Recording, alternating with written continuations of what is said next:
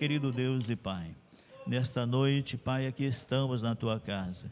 Primeiro, para te agradecer por este dia, um dia de vitória, um dia de conquista, um dia de livramento que Tu nos deste, Senhor, e nos trouxesse em paz à Tua casa, para que aqui pudéssemos cantar a Ti louvores, meu Pai, e que sejam agradáveis a Ti.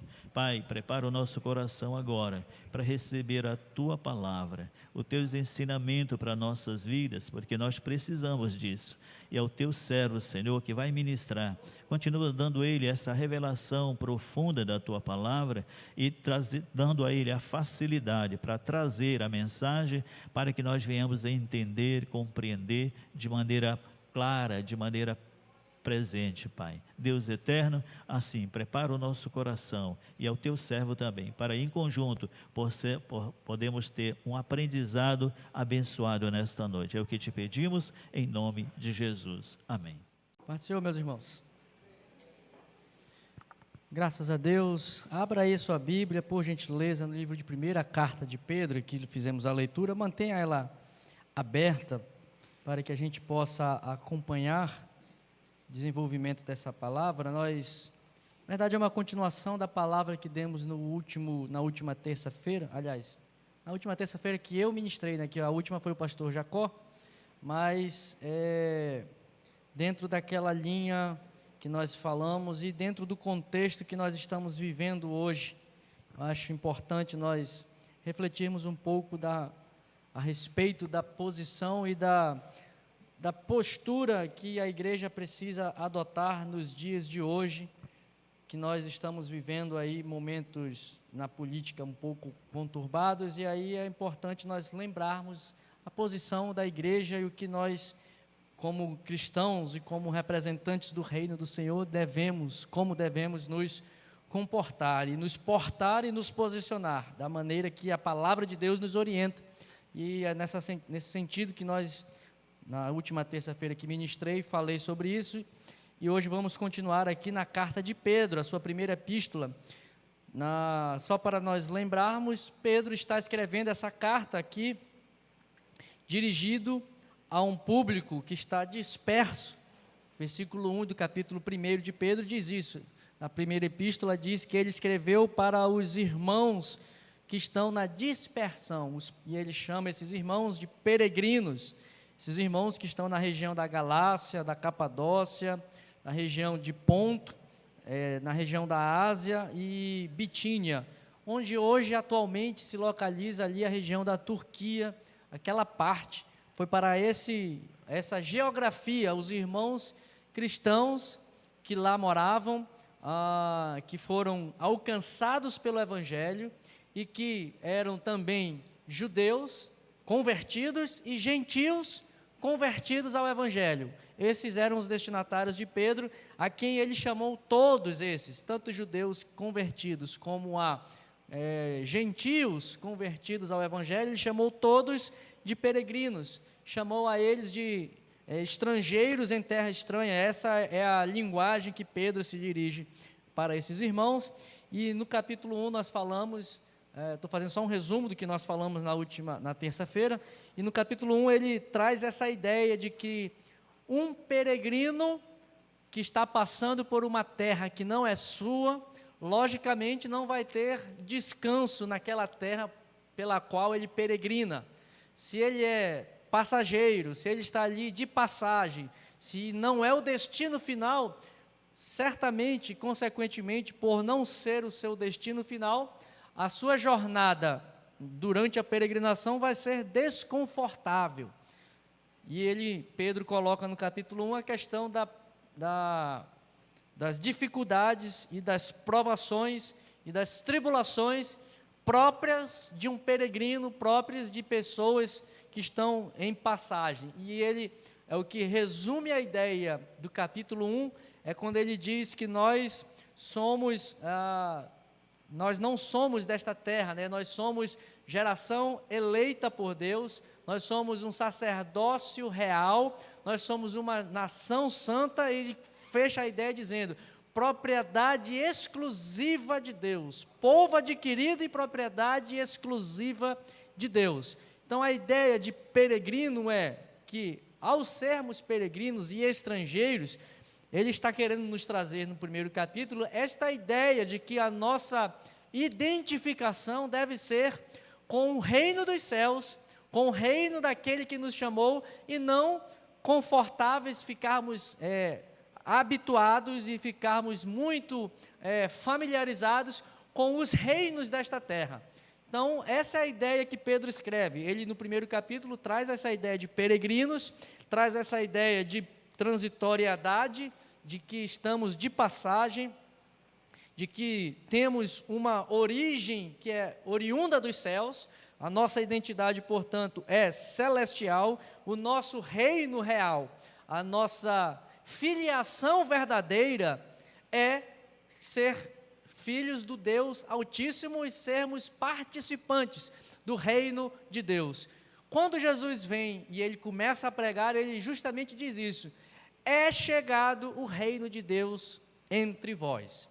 Porque Jesus veio trazer justamente este reino de Deus, Jesus veio ser a expressão exata do reino de Deus na terra, ele veio ser aquele que veio implantar o reino de Deus na terra, e nós somos seus discípulos e, consequentemente, somos continuadores desta missão de implantar o reino de Deus na terra. Então, nós estamos, na verdade, a ideia do apóstolo Pedro aqui na sua primeira epístola é justamente trazer esta compreensão para esses irmãos que estão numa região distante de Jerusalém, geograficamente, estão afastados de Jerusalém, mas mesmo os que estão afastados de Jerusalém, seja aqueles que também estão em Jerusalém geograficamente, todos quantos aceitaram a Jesus têm que ter essa compreensão, que nós não somos daqui, nós não pertencemos a este lugar, a nossa pátria é de outro lugar, a nossa nação, na verdade, pertencemos a uma nação celestial, a um reino celestial, somos integrantes de um povo adquirido por Deus pelo alto preço, cravado na cruz do Calvário, para que Ele pudesse nos chamar, não mais de inimigos, mas agora de amigos do Senhor. E como nós cantamos no hino da harpa, no hino 36, nós aqui estamos como exilados, como passageiros, e as belas flores e as belas aves, os árvores e as aves querem nos encantar para nos fazer entender e achar que este é o nosso lugar de descanso final, enquanto na verdade nós somos peregrinos, estrangeiros, passageiros nesta terra, estamos distante da nossa pátria celestial. Mas ainda assim, meus irmãos, Pedro faz toda essa ideia, traz todo esse conteúdo para lembrar a origem dos irmãos que estão peregrinando, dispersos, longe de Jerusalém, mas ainda que sejamos peregrinos, ainda que sejamos participantes e integrantes de um reino que não é desta terra, ainda assim Pedro se preocupa a ensinar a esses irmãos, a esses cristãos, a esses servos do Senhor, que mesmo sendo peregrinos, devemos nos submeter a todo tipo de autoridade e às leis da terra sobre a qual nós estamos peregrinando. E é esse que nós vamos abordar a partir de hoje, capítulo 2, versículo 11 em diante, que nós vamos abordar justamente esta preocupação de Pedro, que apesar de sermos de outra nação, apesar de termos uma outra origem, ainda assim nós somos embaixadores, é o que a palavra de Deus também nos chama, somos embaixadores de uma pátria celestial, somos representantes do reino dos céus aqui nesta terra por onde nós passamos, e é isso que nós vamos meditar a partir de agora, que está a partir do versículo 11 do capítulo 2, de 1 Pedro, e nós fizemos a leitura que se estende, essa ideia de submissão, se estende até o capítulo 3, encerrando-se no versículo 7, que foi a leitura que fizemos, capítulo 2, verso 11, até o capítulo 3, verso 7, Pedro vem trazer a partir de agora o dever de submissão que o cristão precisa observar.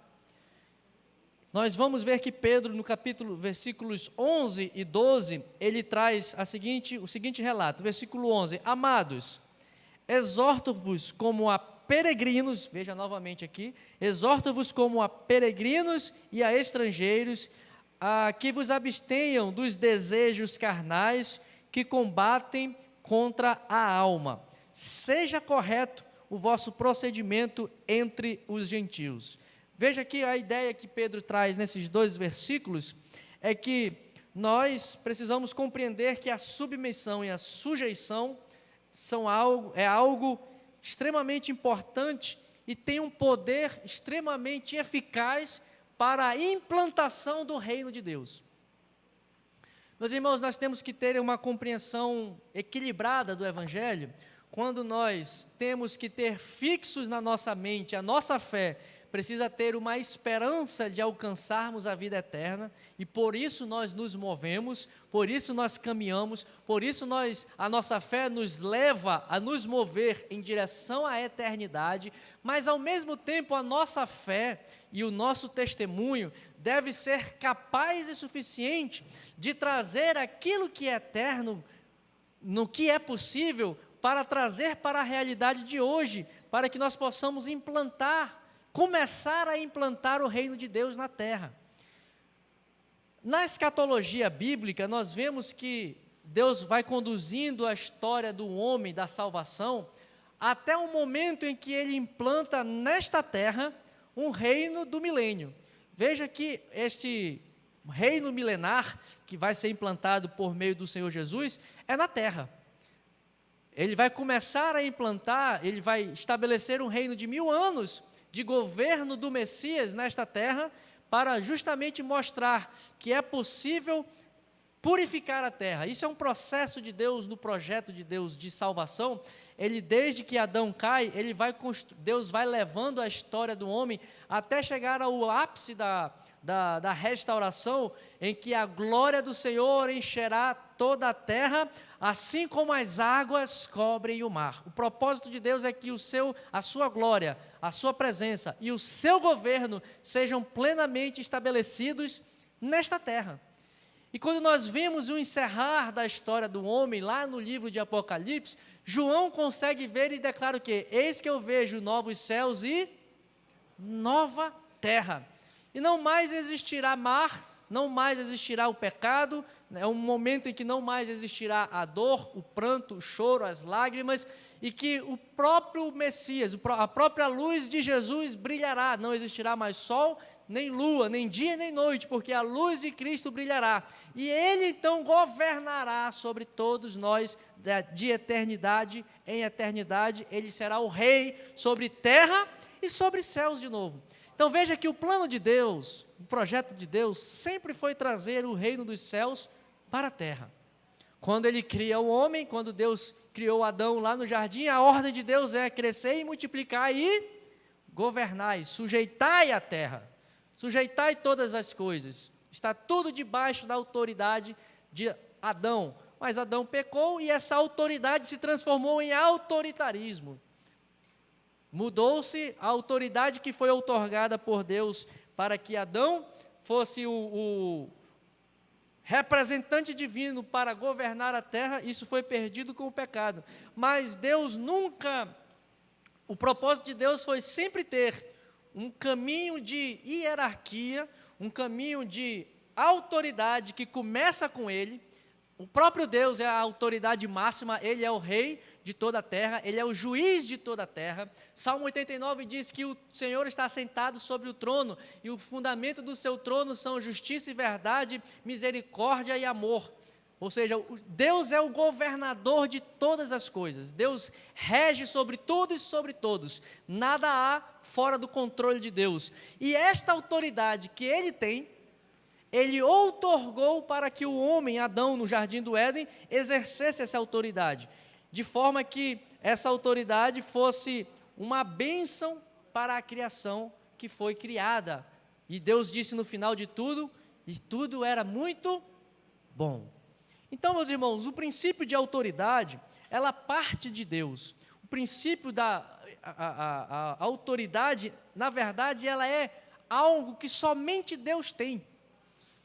Se porventura hoje, alguém está exercendo uma posição de autoridade, é mera concessão divina. É mera permissão divina alguém estar em posição de liderança. Alguém está na posição de conduzir alguma coisa. Alguém está na posição de autoridade. Se hoje estamos aqui como pastor, os irmãos estão como pastores e dirigentes, é uma mera concessão divina e permissão de Deus, outorgada a você para conduzir uma parte do rebanho do Senhor. Porque a autoridade, o único que tem autoridade, soberania plena e completa é o Senhor. É Ele quem é o dono da autoridade, e Ele outorga. Essa é uma palavra um pouco jurídica, outorgar, mas significa, é uma permissão divina. Eu delego a vocês, homens, seres humanos, para que vocês, a exemplo de mim, que sou a autoridade máxima é o Senhor, mas a exemplo da minha autoridade, eu concedo a vocês, eu outorgo a vocês a possibilidade dos homens se governarem, se regerem, se organizarem. E um grande exemplo de organização e de governo acontece, logo após a queda, acontece em Babel. Quando lá em Babel, os homens começam a se organizar, e surge uma figura de autoridade para arregimentar aqueles homens. Você lembra quem é? Um homem chamado Nimrod, o primeiro grande líder que agrupou todo mundo e ainda existia uma linguagem universal, todos falavam o mesmo idioma, todo mundo falava a mesma língua, e Nimrod se levanta como como autoridade sobre os outros e coordena todo mundo ali e consegue organizar aquela humanidade daquela época para que organizassem e fizessem uma torre de forma que chegassem aos céus. E Deus teve que olhar e dizer: se eu não fizer alguma coisa, os homens vão conseguir o seu intento, porque eles estão unidos. Olha só o que Deus diz lá em Gênesis, capítulo 11, se não me falha a memória. Eles estão porque Deus violou a autoridade de Nimrod? Não. Ele se fez autoridade e os homens se reuniram ao seu entorno e seguiram na orientação que Nimrod fez. E Deus não acabou, não, vou tirar esse cara, não, ele teve que descer, bagunçou a língua, arrumou uma forma de misturar os idiomas, e foi a partir daí que Deus resolveu, mas ele não quebrou a hierarquia e a autoridade que aquele homem tinha se levantado. Então, meus irmãos, por quê? Porque a autoridade, princípio de autoridade vem de Deus. Princípio de liderança é divino. Aí você pode pensar, mas meu Deus do céu, que é um líder ímpio. E nós vamos ver a história de Israel, ela é um exemplo para nós, porque nós vamos ver reis bons, reis maus. Reis bons, reis maus. Reis muito bons, mas também reis muito maus. Mas em nenhum momento Deus interveio, em nenhum momento E o exemplo clássico é de Davi, que lutando, já sabendo que foi ungido rei, sabendo que seria o sucessor de Saul, quem sou eu para levantar a mão contra o ungido do Senhor? E ele se arrependeu só porque cortou a orla do vestido lá de Saul. Ele ficou, meu Deus, eu fiz uma coisa. Então, meus irmãos, porque Davi entendeu que princípio de autoridade não está vinculado à pessoa que está ocupando o cargo. Meus irmãos, isso é sério. Não é a pessoa que ocupa o cargo que é digno de ser honrada. É o cargo que é digno de ser honrado.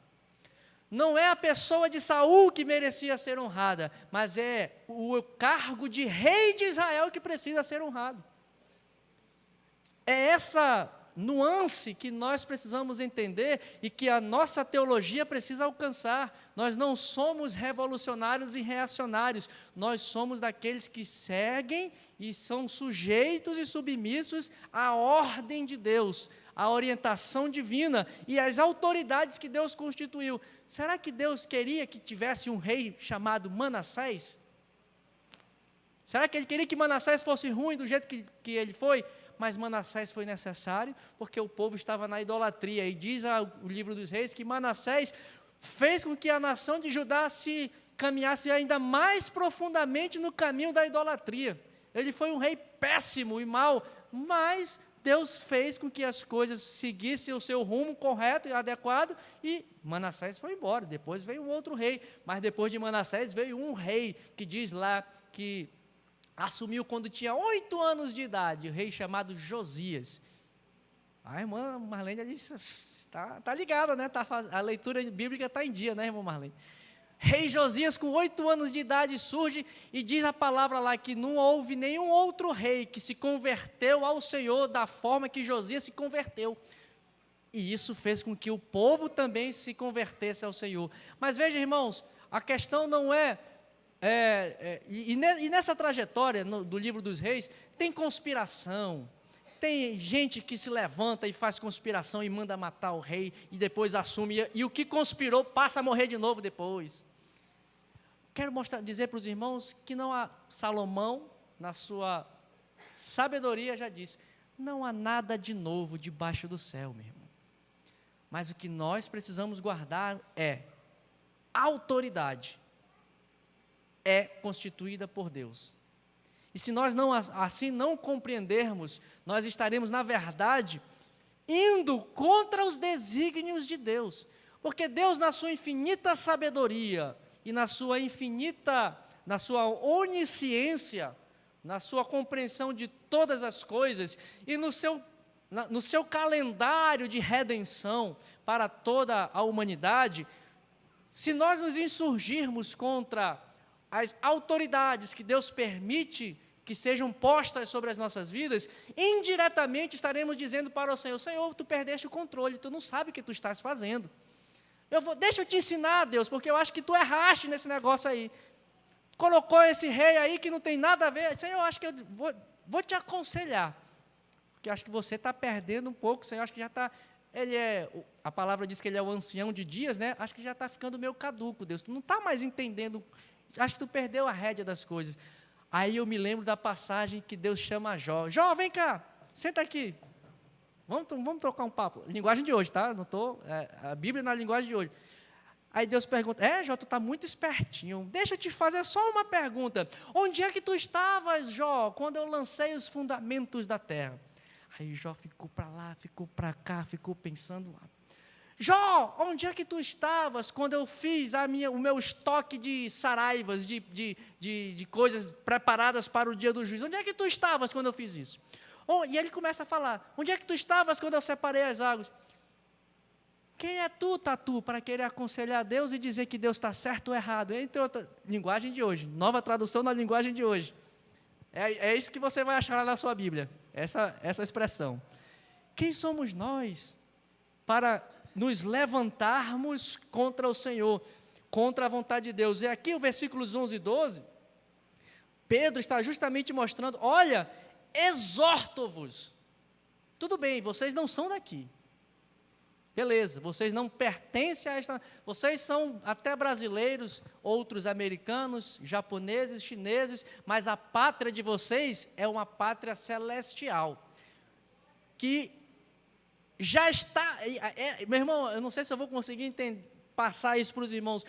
Essa pátria celestial está lá no céu, com redundância, né? Mas é para ficar bem redundante mesmo. É uma pátria celestial que está no céu. Mas é responsabilidade, e nós temos que nos comportar pelos princípios, pelas leis e pelos valores desta pátria que é celeste. E onde nós vamos achar esta Constituição celestial? A nossa Constituição tem 66 livros, para que nós possamos estudar. É a Constituição da nossa pátria, da nossa nação. Mas, ao mesmo tempo, meus irmãos, observando o que Jesus diz, e ao falar que é chegado o reino dos céus entre vós, é nossa responsabilidade, como forasteiros e como estrangeiros, peregrinos, trazer dia após dia essa pátria que é celeste, para que possamos viver um pouco dela nestes dias que aqui estamos. O escritor aos Hebreus, no capítulo 6, ele fala que justamente isso, olha, nós já experimentamos das bênçãos do mundo vindouro hoje, e ele fala, e quem já experimentou das bênçãos do mundo vindouro, ou seja, da pátria celestial, e abdicou, e afastou-se, e apostatou destas bênçãos vindouras, é impossível que seja novamente restaurado. O que ele está querendo dizer dentro dessa lógica? A nossa pátria é de lá. Nós não podemos viver no mundo da lua. Ah, não, eu vou viver só esperando o céu chegar. Não, não é viver nem no mundo da lua e nem viver só pelas coisas desta terra. É trazer o céu para a terra.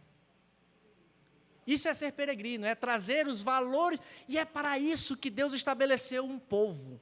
É por isso que Pedro, capítulo 2, verso 9, ele diz: por isso eu vos chamei nação santa, ou seja, é um povo adquirido que está aqui nesta terra, vivendo por valores celestes, mas implantando dia após dia o reino dos céus nesta terra. Quando as pessoas olharem para o nosso estilo de vida, nas nossas comunidades, nas nossas igrejas, as pessoas vão ver, ali tem uma forma de viver diferente. Ali parece que os valores são outros. Ali parece que é uma outra terra, porque ali as pessoas cuidam umas das outras. Ali as pessoas se preocupam umas com as outras.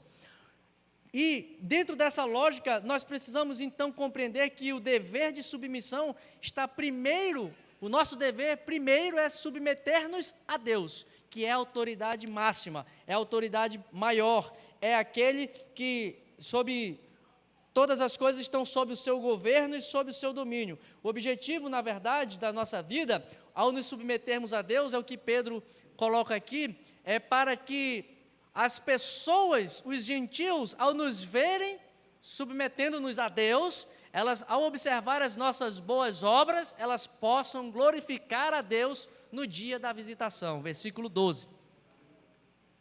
Veja que a submissão a Deus, ao nos sujeitarmos a Deus, nós traremos glória para o nome do Senhor.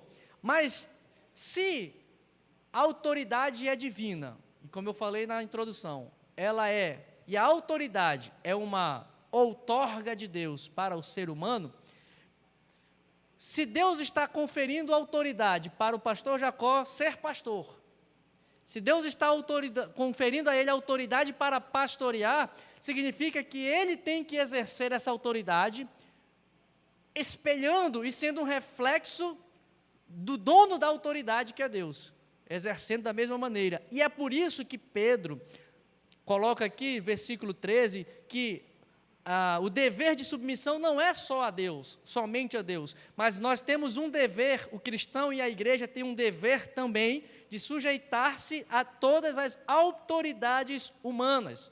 Como eu falei, as autoridades humanas, o respeito e a honra e a submissão nossa deve ser não necessariamente a figura, a pessoa, mas é ao cargo. É ao rei, ou seja, Deus disse, trago novamente o exemplo de Saul e de Davi. Saul era um rei mau, sim ou não? Saul estava agindo com justiça ou com injustiça para com Davi? Ele estava perseguindo Davi justamente ou injustamente? Então Davi, esse é um rei mau, não vou me sujeitar a essa autoridade. Não, foi posto por Deus.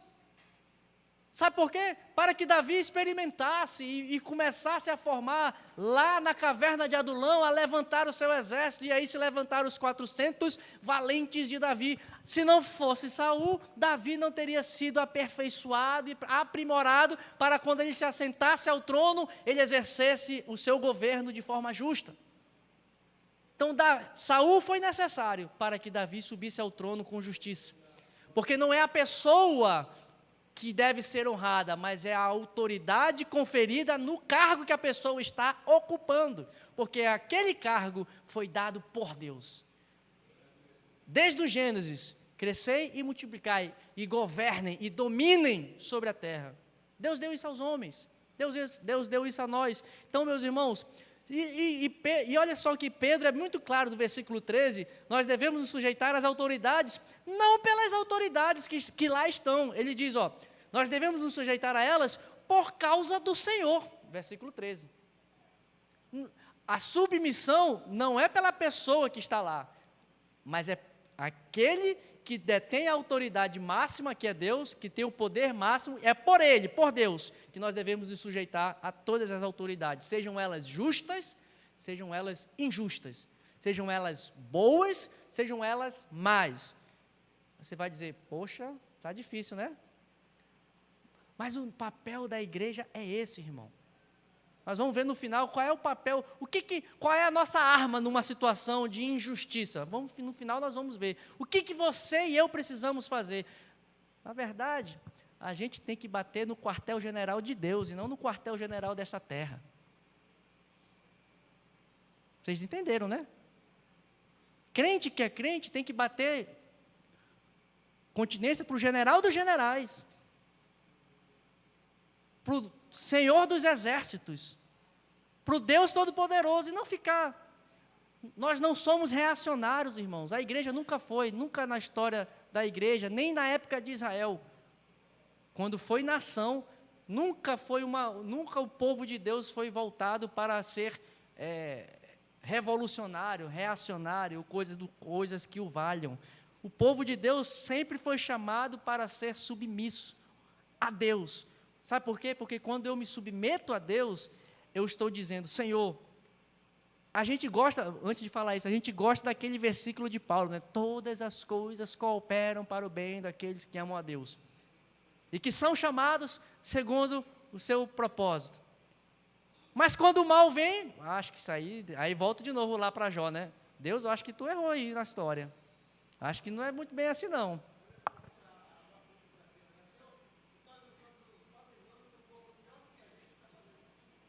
Eu vou chegar em Abacuque, nós vamos finalizar com Abacuque, justamente isso. Então, meus irmãos, nós devemos nos sujeitar às autoridades, e Pedro, é claro, sujeitarmos às autoridades humanas. Sujeitarmos a elas, não por serem elas, mas por causa de Deus, que nós devemos nos sujeitar a eles. Por causa do Senhor. Meus irmãos, a gente tem que entender a lógica, o evangelho é equilíbrio, não é nem tanto ao mar, nem tanto à praia, porque os profetas bíblicos sempre denunciaram a injustiça, essa era a função do profeta, denunciar a injustiça. Se você ver dos profetas maiores aos menores, sempre as injustiças praticadas eram denunciadas, eram faladas. Uma coisa é anunciar e proclamar injustiça, outra coisa é se revoltar contra as pessoas que lá estão, porque Pedro é muito claro, olha, as autoridades estão humanas, versículo 14, elas são colocadas sobre vós, ora para punir os maus, ora para abençoar os bons. Pedro é muito claro, olha, Deus estabelece os governos, os governantes, em determinados momentos para punir aqueles que praticam maldades, versículo 14, outros momentos para honrar aqueles que fazem o bem. Meus irmãos, a gente não consegue contar os nossos fios de cabelo, a gente não consegue mensurar nada à nossa frente, a gente não consegue saber, a gente tem planos, mas a gente não sabe se a gente vai acordar amanhã para cumprir esses planos. E a gente quer discutir com Deus com as coisas, quando as coisas acontecem contrários à nossa expectativa, contrários aos nossos projetos e planos e anseios. Não, temos que nos submeter, porque sabe-se lá, se não é momento de Deus fazer como fez com Balaão. Balaão chegou, ninguém sabe, irmão, Deus pode fazer tudo. Vou amaldiçoar Israel, ele abria a boca e abençoava. Não, mas agora eu vou amaldiçoar de novo. Ele abria a boca e amaldiçoava. E em vez de amaldiçoar, abençoava Israel. Profeta contratado para amaldiçoar. Aí Deus pega assim, ó, bota, é como aquele, esqueci como é que é, fantoche, né? É como aqueles bonecos de fantoche. O profeta está lá, vai falar, e Deus mete a mão assim, ei rapaz, tu só fala o que eu posso, tu só falas o que eu quero que seja falado. Tu só vais fazer o que eu quero que seja feito. Tu só vais agir até onde eu permitir que tu hajas. Tu está com vontade de amaldiçoar, mas quem vai amaldiçoar aqueles a quem eu já abençoei, disse o Senhor. Como pode um povo ser amaldiçoado se Deus já deu a ordem para abençoar? Veja, irmão, não se volte contra as coisas que estão acontecendo. A mamãe tem uma ideia, a palavra diz isso, mas eu sou otimista por natureza. Ela diz, não, o mundo vai acabar de mal a pior. Não, eu tenho a expectativa de que a gente vai conseguir trazer um pedaço do céu para a terra. Não, antes do milênio. Meus irmãos, eu tenho refletido e pensado, Deus ainda pode trazer um grande último avivamento antes da sua volta. Eu tenho refletido sobre isso, pensado lá em Jonas, na época de Nínive, que vinha juízo para Nínive. Jonas teve que levantar toda a contragosto, aquela história, né? O profeta querendo dar lição de moral para Deus. Deus, tu não sabe de nada não vou fazer isso que tu está falando não. E foi para um lado, mas como é que Deus é que tem autoridade? É Deus que tem a comando de todas as coisas. Ele dá um jeito, pega um peixe, engole Jonas. O peixe tem uma disenteria, tem um negócio assim, precisa tomar uma coisa que Jonas era intragável. Jonas era um camarada que nem um peixe conseguia comer. De tão ruim que aquele homem era. Mas era profeta, olha aí, irmão. Era profeta. Profeta ruim desse. Mas Deus usou o profeta. E a ideia, quando ele vai para a barriga do peixe, na verdade ele morre. Lá dentro da barriga do peixe ele morre. Passa 3 dias lá e morre. Tanto que a oração de Jonas, lá na barriga do peixe, ele diz isso: Senhor, eu estive na morte e o Senhor me trouxe a vida. Aí o peixe vai lá, vai-te embora, coisa ruim. E joga ele na beira da praia. E aí Jonas vai lá e... Ó, ninivitas, não sei o que, pá. Porque o profeta acusa a injustiça. O papel da igreja é apontar a injustiça, mas também mostrar a justiça de Deus na terra. Não é só denunciar a injustiça, é sermos justos em meio a um tempo de injustiça. Foi para isso que Deus nos chamou, irmãos, para sermos justos em meio a injustos, para sermos pios em meio a ímpios, para sermos santos em meio a profanos, para sermos submissos em meio a insubmissos. O papel da igreja é esse. Foi para isso que Deus nos chamou. E Pedro diz isso, sabe lá se agora é Balaão que está no poder e que vai querer amaldiçoar? E aí, às vezes, porque tem de tudo, né? Rola nos grupos de WhatsApp, de internet, vídeos, não sei o quê. Meu irmão, não tema. Não tema. Confie em Deus. Ele não perdeu o controle da história. Ele não perdeu o controle da vida da igreja. É Ele. Meu irmão, o que Deus falou para Pedro? As portas do inferno não hão de prevalecer contra nós. Não tema, porque a autoridade máxima está conosco. Se Deus é por nós, quem será contra nós? Mas seja submisso a Deus, às autoridades humanas. E Pedro continua falando. Veja que são níveis de submissão, de sujeição. Primeira sujeição à autoridade máxima, Deus. Segundo nível de hierarquia de submissão que devemos observar, autoridades constituídas, parlamentares, governadores, enfim, todas as autoridades constituídas, juízes, magistrados, promotores, enfim, autoridades constituídas. E em parênteses, na verdade, um juiz, constitucionalmente, uma pessoa, um juiz, você sabia que é como se fosse o Estado andando por meio de um CPF? O juiz é o Estado.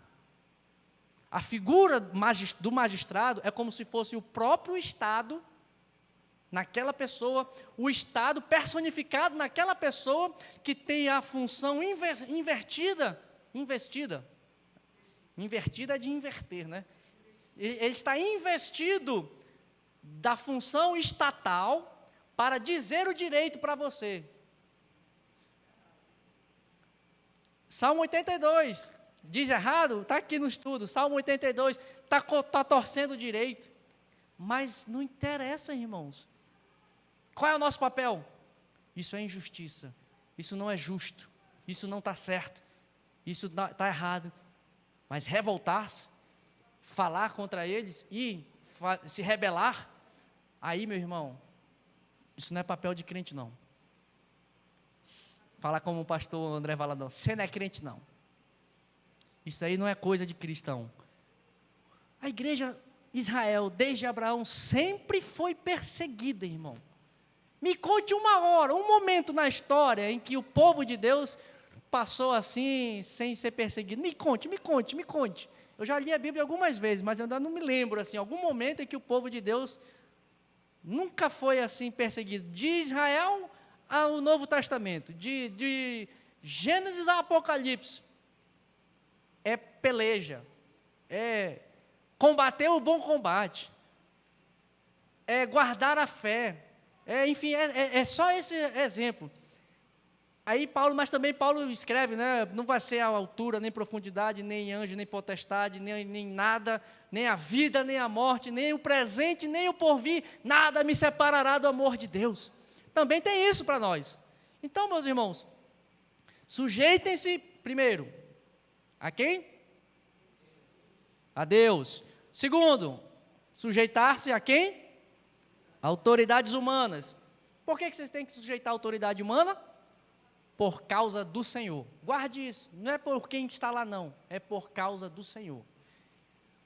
Aí Pedro, avançando no nível de hierarquia social, ele diz, versículo 18, sujeitai-vos, e sujeição é um dever, nós temos o dever de nos sujeitar aos senhores, é o que ele diz aqui, servos, versículo 18, sujeitai-vos com todo temor aos vossos senhores, não somente aos bons e gentis, mas também aos maus.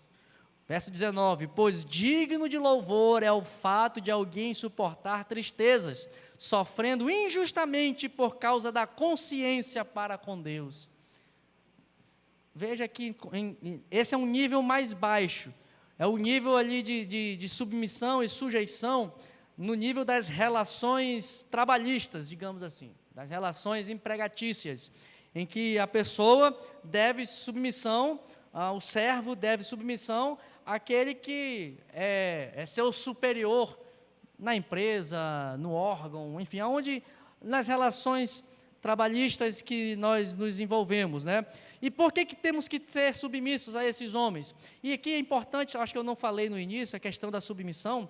A submissão, às vezes vem à nossa mente uma ideia de subjugação, né, de escravidão, de algo assim, tipo assim, alguém pisando de cima para baixo e me subjugando, humilhação, mas não é esta a ideia. Submissão, a ideia bíblica de submissão é de reconhecimento da autoridade de Deus em todos os aspectos da vida humana. Ser submisso a alguém que me é superior em qualquer âmbito da vida, qualquer âmbito dos meus relacionamentos sociais, na verdade, é um reconhecimento de que eu devo estar submisso a Deus, é um reconhecimento da autoridade divina em todos os aspectos, em todos os níveis da minha vida. Então, é esse sentido de submissão que nós devemos ter. Então, Pedro diz aqui, em relação aos senhores, devemos nos sujeitar a eles em temor, tendo todo o temor, nos submetendo a eles, por causa da consciência para com Deus. Ou seja, ele volta a colocar Deus no cenário de novo. Ele volta a colocar... E aqui, essa submissão, às vezes, o patrão diz assim, fulano, faz alguma coisa. Ih, esse cara é muito... Fazer não, ele não me paga direito, ele atrasa o meu pagamento. Aí começa a dar desculpa, né? Começa a dizer, não, é porque isso, sujeite-se a eles, sejam eles bons, sejam eles maus. Um erro não justifica o outro erro. É injusto atrasar o salário? É injusto fazer, sei lá, faz hora extra e aí não paga a hora extra do camarada. É injusto? Mas não se preocupa não, que o justo juiz está olhando. O problema é que a gente quer tomar a posição de Deus, de julgador, e a gente quer ser o juiz do nosso irmão, a gente quer ser o juiz do próximo, a gente quer julgar aqueles que nos fazem mal. Não, deixa que quem vinga a minha justiça e o meu direito, quem sustenta é o Senhor, e Ele sustenta como o sol no meio-dia.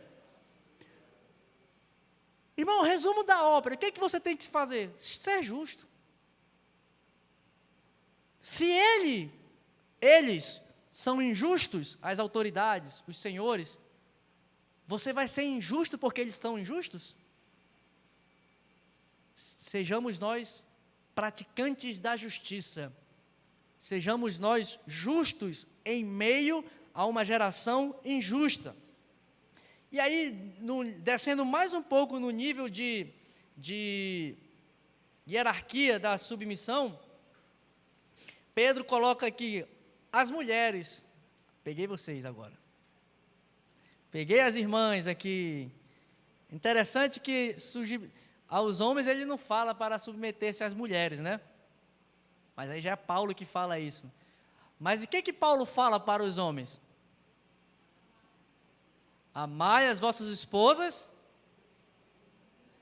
Eu acho que a bronca para nós é pior.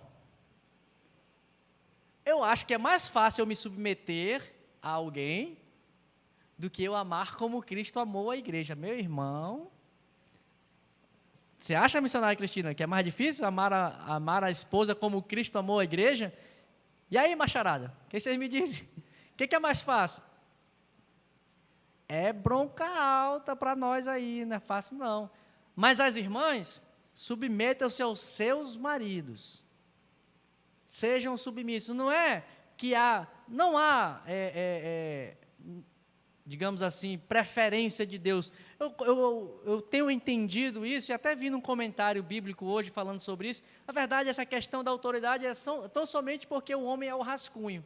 Foi feito primeiro. Então, ele chegou primeiro, antiguidade é posto, né? Que fala no quartel, antiguidade é posto. Então, ele foi criado primeiro, então Deus entregou para ele, o homem, a autoridade, e vou te fazer uma ajudadora. Então, a autoridade de Deus, pela ordem, pela hierarquia divina, o homem tem autoridade para ser o sacerdote, aquele que governa o seu lar, aquele que tem que trazer, meu irmão, e isso não é pouca coisa não. Somos nós, homens, maridos, pais, que temos que trazer os princípios desse reino eterno que está lá no reino celestial, para que possamos viver esses valores e princípios na nossa família, que é uma pequena parcela desse reino de Deus. Então, aos maridos, aos homens, tem que trazer a nossa responsabilidade. Por isso, Deus nos deu autoridade para isso, é para que a gente reflita esse amor de Deus na casa. E é por isso que as mulheres precisam submeter-se, porque não queira você, mulher, não, hoje esse negócio é girl power, né? Girl power, é o tempo da força da mulher. Não tem aquele desenho, nos anos 60, 70, quando o movimento feminista começou a surgir muito forte, aí tinha aquela gravura de uma mulher musculosa, né, que faz bem assim, ó. Já viram? É um símbolo feminista.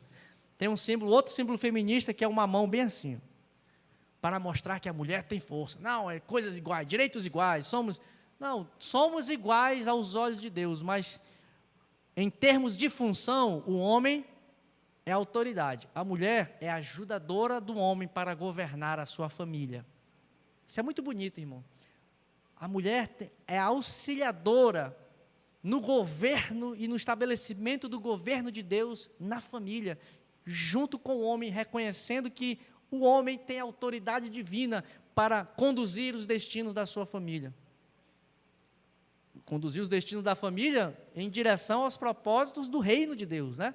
Então, essa é a lógica. Então, as mulheres, Pedro diz que devem ser submissas aos maridos, e ele diz e ele coloca aqui que essa questão da submissão, ele dá duas razões, Pedro dá duas razões para que as mulheres se submetam aos seus maridos. Primeira razão que elas devem se submeter aos seus maridos está no capítulo 3, versículo 1, quando ele diz assim: mulheres, Do mesmo modo, cada um de vós seja submissa ao marido, para que também, se algum deles não obedecem à palavra, sejam ganhos sem palavra alguma, pela conduta de sua mulher, ao observarem vossa conduta pura, em temor. Olha só, então, ser submisso ao marido é uma oportunidade. O dever de submissão da esposa ao marido é uma oportunidade para que a esposa ganhe, porventura, um marido incrédulo, um marido que não conhece o Senhor, é uma oportunidade de conquistar o seu marido para Cristo, por meio da sua conduta pura, do seu caráter puro, como um reflexo de Cristo. Mas o dever da mulher se submeter ao marido, segundo Pedro, aqui ele nos traz, também tem uma segunda questão, uma segunda razão de por que a mulher deve se submeter ao seu marido. Porque a submissão ao seu marido é um ornamento. Veja aí sua Bíblia de novo, volte aí para a sua Bíblia. Quando Pedro diz aqui, versículo 3, o que vos torna belas não deve ser o enfeite exterior, como as tranças dos cabelos, as joias de ouro ou o luxo dos vestidos, mas sim o íntimo do coração, com um espírito gentil e tranquilo, que não perece e tem muito valor diante de Deus. Submeter-se ao marido é um ornamento para você, mulher. É um enfeite que é muito mais precioso e é muito mais valioso aos olhos de Deus do que roupas luxuosas, do que joias de ouro, do que cabelos bem enfeitados, do que ornamentos externos e exteriores. Um coração alegre, já diz o salmista, já diz o sábio Salomão, aformoseia o rosto. Um coração de uma esposa submissa, de uma esposa que tem um coração gentil, e que uma esposa que é tranquila, que se submete ao seu marido com essas características, é uma coisa maravilhosa, é um ornamento precioso. Isto não significa, irmãos, que você, irmã, melhor dizendo, não significa, irmã, que você não possa dar um tapa na maquiagem, né? Dar um penteado bacana. Não é isso que Pedro está dizendo. Mas o que Pedro está dizendo é que essas coisas são a cereja do bolo. Lave o seu rosto, faça uma maquiagem bonita para o seu marido e tal, chegue cheirosa, conserve-se visualmente agradável ao seu marido. Marido, você também, cuidado com aquela sua, né, com a sua barriguinha aí. A mulher casou com você, tinha 40 quilos, hoje tem 80, aí não dá. Aí como é que pode, né? Aí você vai tá forçando o amor dessa irmã. E deixa eu olhar para o lado de cá. Deixa eu olhar para o lado de cá que é melhor. Também não dá, né, marido? Ei, vamos. E eu estou falando assim, ó, porque eu estou sendo apertado lá em casa, já está começando a surgir um negócio aqui. Já está surgindo uns pneuzinhos ali, as cambitinhos é desse tamanho, a barriga já está começando a ficar aquela barriga de azeitona, aí não dá, né? Aí tem que fazer, então tem que ser uma coisa em comum acordo. Mas olha, irmãos, aqui o que Pedro está dizendo, que a submissão para as mulheres é um ornamento precioso aos olhos de Deus. Deus olha para essa atitude como algo extremamente valioso. E que isso reflete na glória divina, e isso é algo que Deus se agrada, é uma manifestação para aqueles maridos ímpios. Poxa, essa mulher me obedece, mesmo eu sendo um cachaceiro, um beberrão, mesmo eu sendo ela, está aqui, isso é um reflexo da glória de Deus na sua casa, e você, quem sabe, não vai ganhar o seu marido, sem falar nada, só pela conduta, só pelo seu proceder, já é um testemunho da glória divina e que pode ser um objeto de Deus usar para conquistar esse seu marido. As minhas irmãs, podem dar um glória a Deus enquanto eu bebo uma água aqui? Essa foi para vocês, minhas irmãs. Mas, finalizando a nossa mensagem de hoje,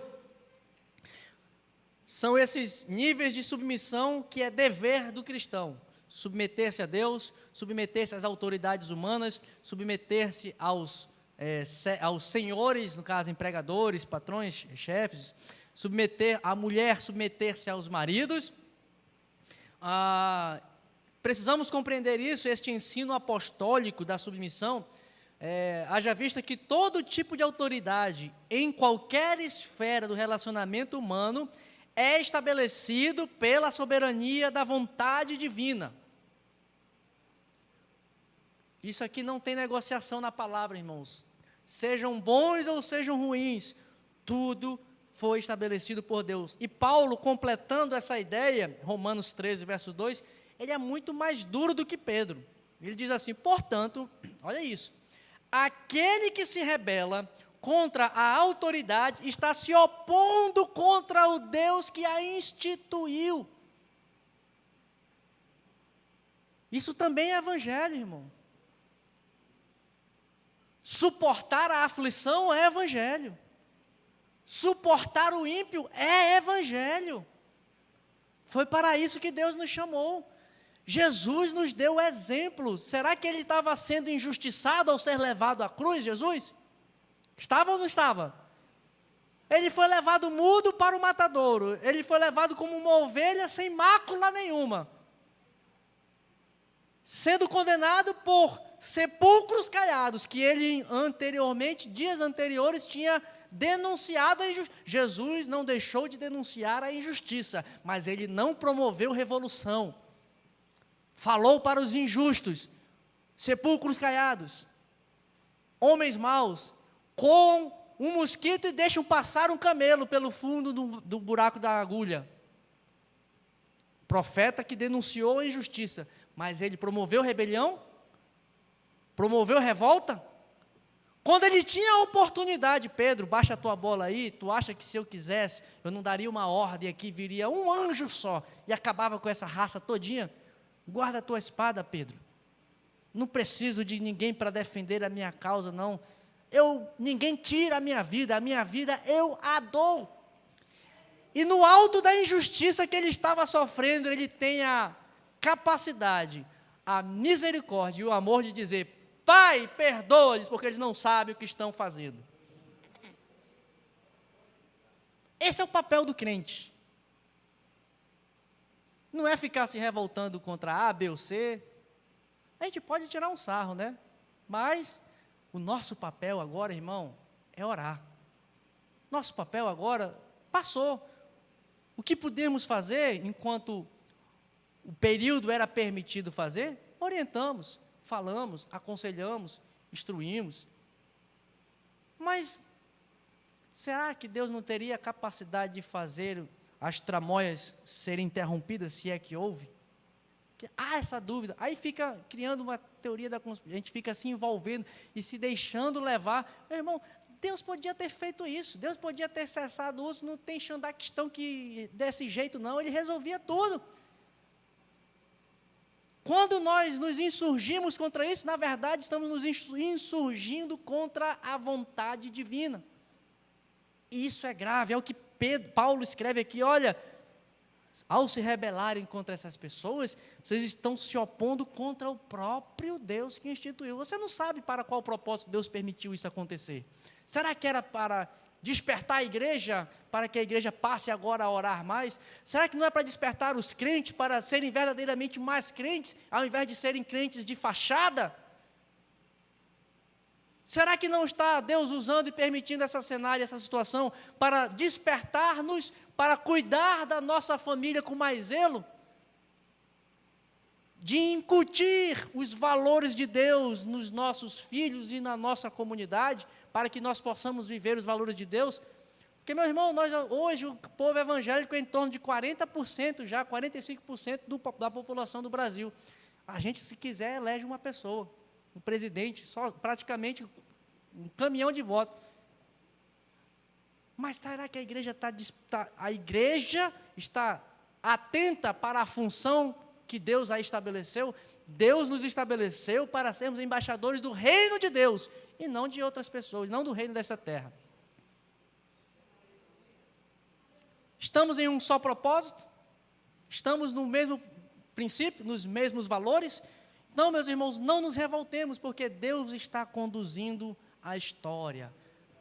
A história, os peões, a linguagem do xadrez, né? O peão, os cavalos, o rei, a rainha, o bispo do tabuleiro, é Deus quem move. E ele está dando cheque, e na hora de dar o cheque mate, acabou, ele vai voltar, e o justo juiz vai reinar e vai governar eternamente. Aí acabou, meu irmão. Aí eu tenho que estar preparado e vivendo os valores do reino aqui, para que quando ele der o cheque mate final, eu esteja lá, no reino vindouro, vivendo a eternidade com Deus. É isso que nós precisamos. E para terminar, meus irmãos, Pedro diz, capítulo 2, verso 17, ele fecha a ideia, apesar de estar no capítulo 2, mas é uma ideia que abrange todo esse dever de submissão. Capítulo 2, verso 17. Entendendo tudo isso, olha o que Paulo diz: não se voltem contra as autoridades, porque está se voltando contra Deus. Pedro diz então o que tem que fazer? Se eu não tenho que me revoltar, não tenho que me rebelar contra ninguém. Pedro encerra a ideia dizendo, capítulo 2, verso 17, honrai a todos, amai os irmãos, temei a Deus e honrai o rei. Honre o rei, honre. Paulo escrevendo a Timóteo, advirto-vos, Timóteo, que faça súplicas de ações de graças e orações por todos os homens, inclusive aqueles que estão em posição de autoridade, para que vocês possam viver dias bons e tranquilos. E ele ainda finaliza lá, e honestos, e dias de honestidade. Ele fala, Paulo, 1 Timóteo, capítulo 2, versículos 1 ao 3, para que vocês vivam tempos tranquilos. Orem pelas autoridades para que vocês vivam em tempos tranquilos, de paz, e que possam experimentar um tempo de honestidade. Paulo fala lá. Eu não estou falando ipsis literis, mas ele coloca isso daí. Então, esse é o que nós temos que fazer, nos lembrar dos profetas que denunciaram a injustiça, mas na hora de fazer alguma coisa, o que eles fizeram foi, joelho no chão. Abacuque, vivendo num tempo de completa opressão, Senhor, a oração inicial do capítulo 1 de Abacuque é muito profunda e atual. Profunda e atual. Senhor, até quando, Senhor, nós vamos viver o Senhor vai fazer com que eu veja violência e o Senhor não vai fazer nada. Até quando, Senhor? Até quando a justiça será torcida? Até quando, Senhor, o ímpio será entregue, o pobre será entregue nas mãos dos ímpios? Até quando tu vais fazer isso, Senhor? Tu não estás vendo nada? Abacuque começa a fazer, olha só, até quando clamarei e não escutarás, Senhor? Até quando eu gritarei a ti, violência, violência, e não me salvarás, Senhor? Por que razão me fazes ver a maldade e a opressão? A destruição e a violência estão diante de mim. Também há contendas e o litígio é comum. Por causa disso, a lei se afrouxa e a injustiça a lei se afrouxa e a justiça nunca se manifesta, pois o ímpio cerca o justo, de modo que a justiça é pervertida. Isso aqui é a manchete do dia de hoje, né? A crítica de hoje está dizendo isso aqui. Mas o que Abacuque fez? Senhor, ele me coloco, capítulo 2 de Abacuque, então eu me coloco sobre a minha torre de vigia e ficarei lá, orando. O profeta denunciou, mas a função do profeta, e você é um profeta de Deus nessa terra, é subir na torre de vigia e clamar ao Senhor. Senhor, tem misericórdia do teu povo. Senhor, desperta a tua igreja. Senhor, desperta o teu povo. Senhor, ajuda-nos, Pai, a sermos mais justos em meio à injustiça. Ajuda-nos a vivermos mais o teu evangelho de forma plena, de forma real, de forma que eu possa ser diferenciado no meio de uma população de ímpios. A gente reclama de injustiça dos outros, mas será que nós não estamos sendo injustos no nosso dia a dia? Será que nós não estamos praticando injustiça para com os nossos irmãos? A gente reclama da injustiça das esferas de autoridade, mas nós estamos sendo justos no nosso dia a dia. Era o que Abacuque estava reclamando. Aqui era um tempo de injustiça. E qual é a resposta de Deus? Abacuque, o justo viverá pela sua fé. Abacuque, não tema, não se preocupa não, porque aquele que adquire bens pela corrupção vai ter a sua recompensa. Aquele que faz as maldades vai ter a sua recompensa. Não se desespere, Abacuque. Viva justamente. Tenha um proceder justo. Tenha um proceder adequado com a minha palavra. É o que Deus fala para Abacuque. E o capítulo, e Deus está no trono. Abacuque 2:20 diz que Deus está assentado no seu templo, olhando para essas coisas. E o final de Abacuque é maravilhoso, porque Abacuque não saiu, e o livro de Abacuque termina sem que ele tenha visto a justiça sendo praticada no seu dia a dia. Mas ele entende e ele escreve no final, capítulo 3, Senhor, ainda que a figueira não floresça, ainda que a injustiça prevaleça, ainda que a maldade permaneça, ainda que o fruto da oliveira minta, ainda que não haja animais no curral, todavia, contudo, porém, entretanto, a minha confiança está no Senhor eu me alegrarei. Pode ser que o cenário não mude, mas a nossa alegria e recompensa estão no Senhor. Quem nos sustenta é o Senhor. E não se preocupe, mas a gente vai viver nessa injustiça? Vamos viver, meu irmão, a gente tem que suportar. Que adianta a gente passar por aqui sem ser provado? A gente ainda não foi provado, como o escritor aos Hebreus diz, vocês ainda não foram provados até derramar sangue, então tem que ir, acalma aí que a bronca é alta. Meus irmãos, fique de pé para nós terminarmos e orarmos ao Senhor. Todo cristão deve desenvolver uma vida de submissão e honra para com todos, pois isso é um reflexo de nossa confiança e do nosso temor para com Deus, que é o soberano Rei do universo. Assim como o peregrino Abraão, a igreja de igual modo precisa ser uma bênção por onde passar. Qual foi a palavra de Deus para Abraão? Sê tu uma bênção. Deus disse para Abraão, sê tu uma bênção. Ele não disse para Abraão, sê tu um revolucionário. Então seja uma bênção por onde você passar, amém? Este é o ano do jubileu, é o tempo da restauração, e nos foi dada o nosso Deus, quão grande é a nossa salvação. Este é o ano do jubileu, é o tempo da restauração, e nos foi dada o nosso Deus, quão grande é a nossa salvação. A condenação foi rasgada e a dívida terminou. A herança restaurada, pois o jugo se quebrou. O Espírito enviado e a graça transbordou. Nossas vidas restauradas, assim Deus nos libertou. Este é o ano do jubileu, é o tempo da restauração, que nos foi dada por nosso Deus, por meio da nossa salvação.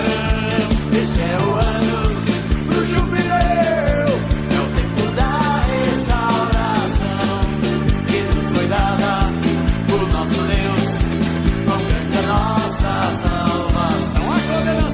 A condenação foi rasgada, e a dívida